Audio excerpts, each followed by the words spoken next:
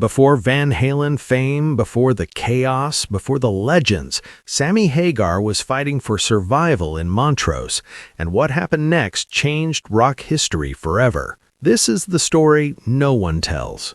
Sammy Hagar opens up with a kind of reflective energy that only comes from a life fully lived inside loud music, smoky clubs, and unforgettable moments. He starts by talking about Montrose not as just a band, but as a turning point, a moment when everything suddenly felt possible. He describes walking into rehearsals feeling young, hungry, and ready to prove something to the world. Montrose gave him confidence, it gave him fire, and it gave him the belief that his voice actually mattered in a room full of amplifiers and ambition. He explains how those early days shaped his work ethic, how every show felt like a battle and a celebration at the same time, and how Montrose taught him discipline without killing the joy. As the conversation flows, Sammy Hagar shifts toward the creative tension that fueled Montrose. He talks about personalities clashing, ideas colliding, and how that friction created something powerful.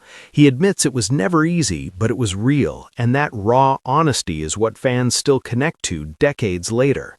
He reflects on how those songs were written fast, loud, and straight from the gut, with no second guessing and no safety net. That era, he says, trained him for everything that came later, even when he did not realize it at the time. Paul Shaffer listens closely, guiding the conversation with curiosity and respect, letting Sammy Hagar unpack memories that feel both distant and incredibly close. Sammy laughs when he remembers how little they had and how big their dreams were.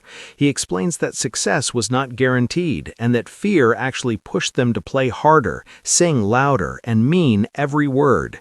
He credits Montrose for giving him the backbone he would need when fame eventually arrived, because once you survive that kind of beginning, nothing scares you the same way again.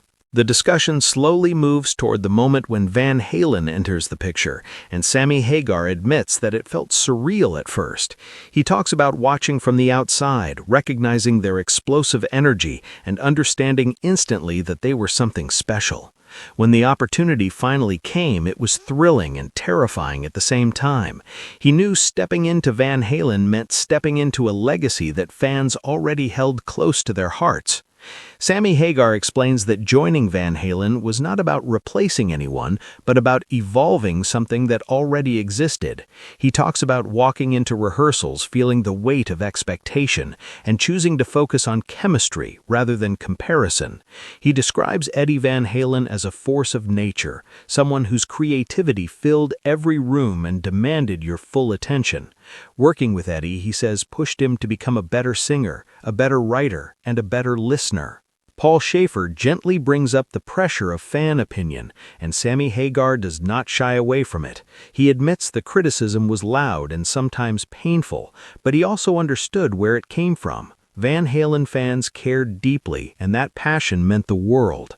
He explains that instead of fighting it, he chose to respect it and put everything he had into the music, trusting that authenticity would eventually speak louder than noise.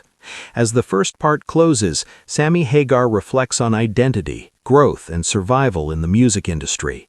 He talks about how Montrose built his foundation and Van Halen tested it. He emphasizes that every chapter mattered and that without those early struggles, the later triumphs would not have meant nearly as much.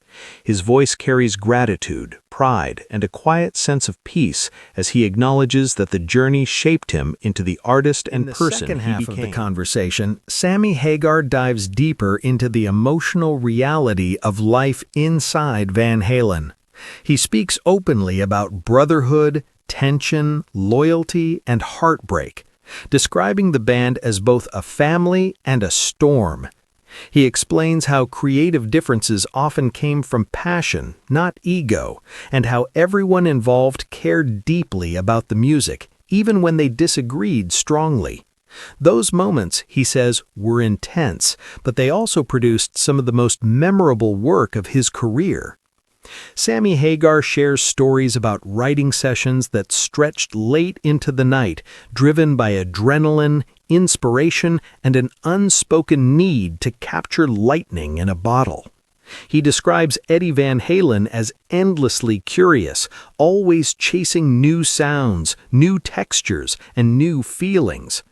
That energy pushed the entire band forward and forced everyone to rise to the same level or get left behind.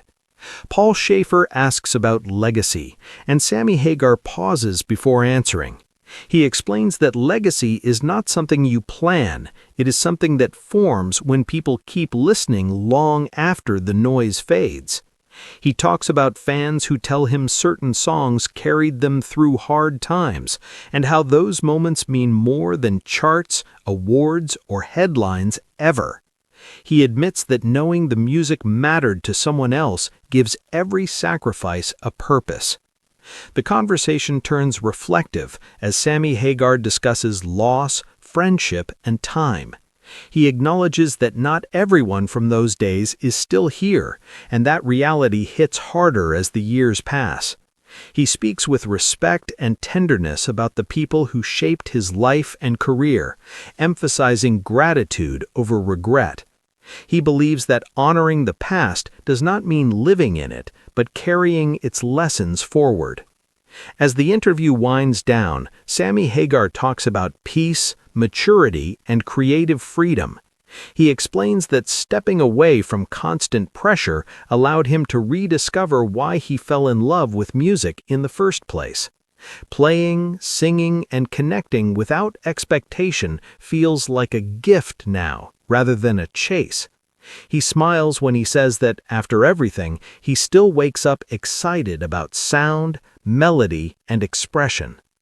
Paul Shaffer thanks him for his honesty, and Sammy Hagar closes with a message about authenticity.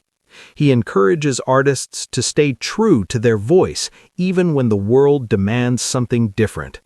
He believes that real connection always outlasts trends, and that music made with heart never truly disappears. The conversation ends not with drama, but with reflection. A man looking back at a life built on risk, passion, and relentless belief. Sammy Hagar leaves the stage not as a headline, but as a storyteller, carrying decades of sound, memory, and meaning, reminding everyone that the journey matters just as much as the destination.